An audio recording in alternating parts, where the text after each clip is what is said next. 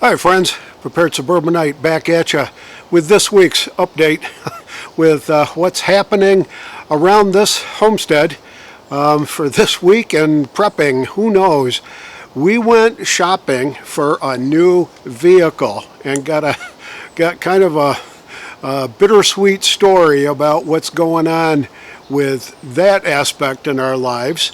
I just wanted to say thank you to all the folks in Virginia that just elected quite a big change there, and an update on some new equipment that we just bought. So stick around. I'll be right back.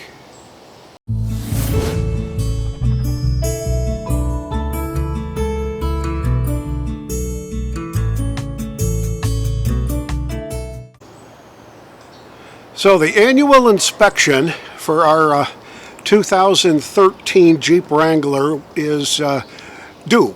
So we decided this time to take it back to the dealership where we bought it and have them do the state inspection, change the oil and rotate tires and give it kind of a once over, because I'm really considering trading it up to get maybe a 21 or a 22 Jeep Wrangler.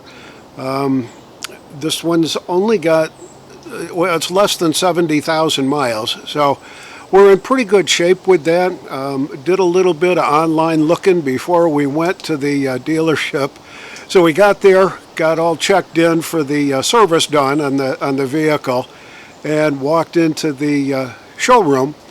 And a very, very tall fellow, he's probably 6'8", came out and met us and talked very quietly.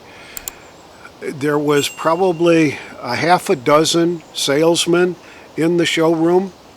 And while I really wasn't expecting a whole lot, because that's not the way I buy vehicles, I like to shop around, look at different dealerships, see what's available out there.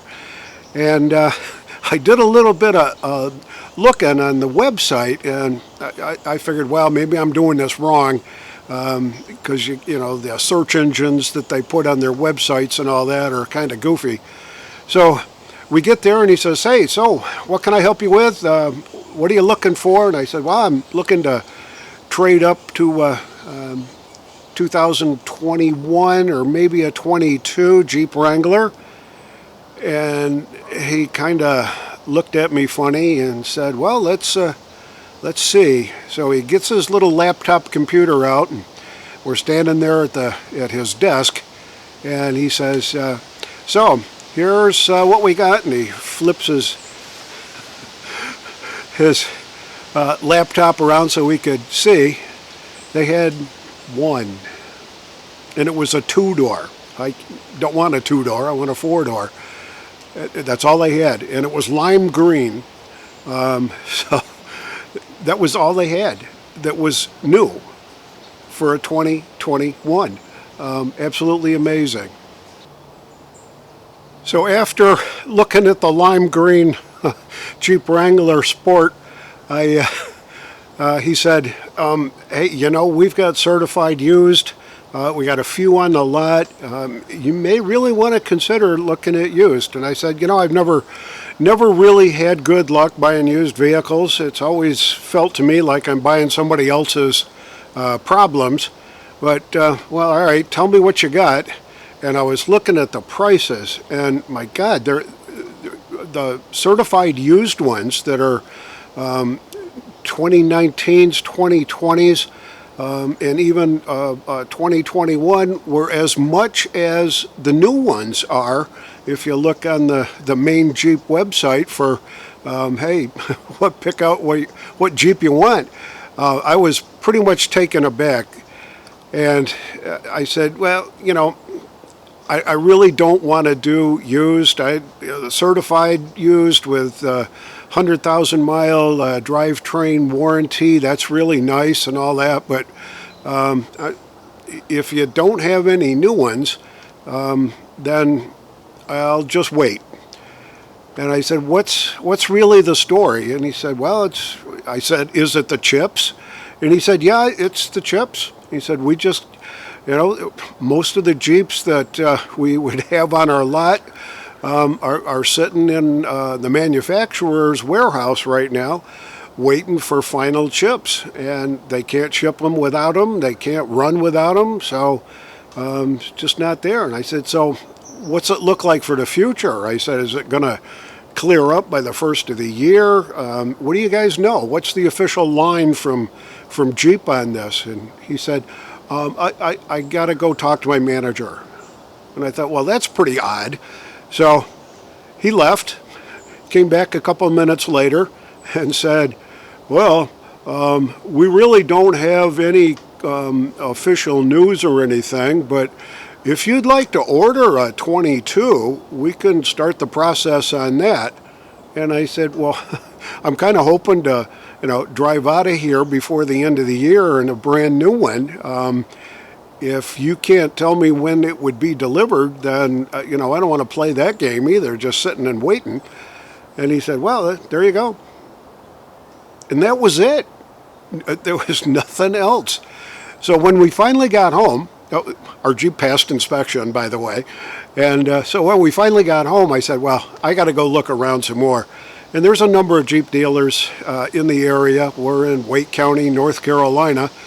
So I checked with the one that we go to is pretty close by.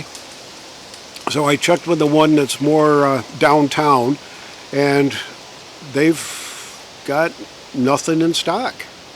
And I checked with the other Jeep dealer that's just outside of town, in a kind of a smaller town, and checked there. They didn't have any new ones. I think the downtown one may have had one new one, a 22, and a couple of 21s left over, but they looked to me like they were either certified or pre-owned or whatever. So there was really nothing to pick from, and I was pretty disappointed in that. Did a little bit of research on the chip crisis, and I'm not finding that we're going to be exiting this chip crisis issue for quite some time, and I'm not quite sure what the problem really is. They say that a lot of the early on issues were that manufacturers were in anticipation of the pandemic. They were canceling orders, downsizing, closing plants and stuff like that, so they didn't order chips. And most of the chips that we get are from overseas. They're from Taiwan, they're from Japan, they're from China, and Korea, I guess, was one of the other players in there. U.S. chip manufacturing is only about 10% of the market. So 90% of it, we're relying on foreign powers to supply us with the stuff. What's going on, why they can't make them, why they can't do it, I don't know. There's improvements in chip technology pretty much every 6 to 8 months or a year or so. So they've got to retool and redo all this kind of stuff, and it doesn't look like anybody's really putting the investment in it. Did a little bit more research and found out that there is a little bit of money in the infrastructure bill that's pending in Congress right now, that's going to add a few bucks to an investment in American chip manufacturing. So we'll have to see how that all turns out. I'm not holding out a whole heck of a lot of hope for what's really coming from the Congress in this particular session. And speaking of politics, a big thank you to the residents of the Commonwealth of Virginia for actually electing a GOP candidate. I think that's great news. I think it set the world, set the country at least, on its edge by saying we're rejecting the Democrat total authoritarian approach to education, approach to this, approach to that, mandates for this. The Second Amendment issues in Virginia have been right on the edge for a long, long time. And it's refreshing to see that finally the voters got their say. I also found it kind of interesting that the high-density population areas outside Washington, D.C. that remain in the Commonwealth of Virginia all voted for the Democrat. So I'm not quite sure exactly what all that says. I hear the talking heads and the political pundits saying, "Oh, this is a big wake-up call. Oh, this is the future for the GOP." Let's not count chickens before they're hatched here. I think we may have gotten lucky once in Virginia. There may be some other issues going on, but the lessons that were taught, the lessons that should be learned from that particular election in Virginia are ones that are going to have to be taken into consideration as we go through the next year and approach the midterm elections in 22. There's a lot of lessons to be learned there about the influence of certain political figures in the party, about the messaging, about the agenda.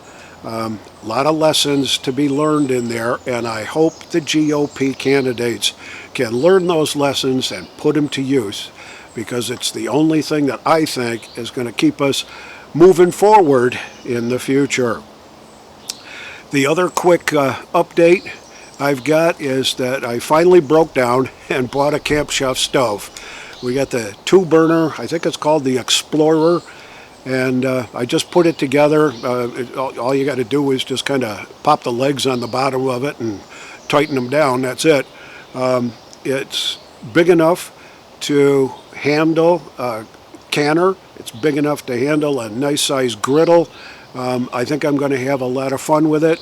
It's going to serve as a true secondary, a true backup for if we do lose power, if we do have to go without electricity, because we got an electric stove. This is going to be quite the thing for our primary backup for that kind of stuff. My wife and I are heading up to Tractor Supply this afternoon to pick up a propane tank and get it filled up. Still debating whether I want to get a 30 or a 40, but I'm leaning more towards the 40 right now. I think it'll really go a little bit longer than the 30, and certainly a whole lot more than the little 20-pound, which are they're really 15-pounders now. But anyway, that's what's going on here. We continue our filling in the gaps in our prepping plan. Just picked up another 25 pounds of rice. Like I said in the last video, we put up about 50 pounds worth of different kinds of beans last week. Got them all in the Mylar bags and sealed up and in 5-gallon buckets for storage. Still got to get another 25-pound bag of rice. Want to get that taken care of so that we've got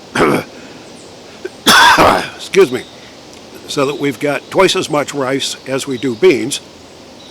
So another 25 pounds will get us to that equation. So I'm encouraging all you folks to continue modifying and updating your prepper plans. Be kind to one another. If you like these videos, give us a thumbs up, give us a like, give us a share, and tell your friends about us. This is the Prepared Suburbanite reminding you to be prepared always, and I'll see you all on the next video.